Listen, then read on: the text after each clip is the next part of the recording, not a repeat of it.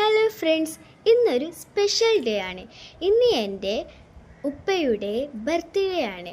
ഉപ്പയ്ക്ക് വേണ്ടി നമുക്കൊരു song dedicate ചെയ്യാം. ഓക്കെ.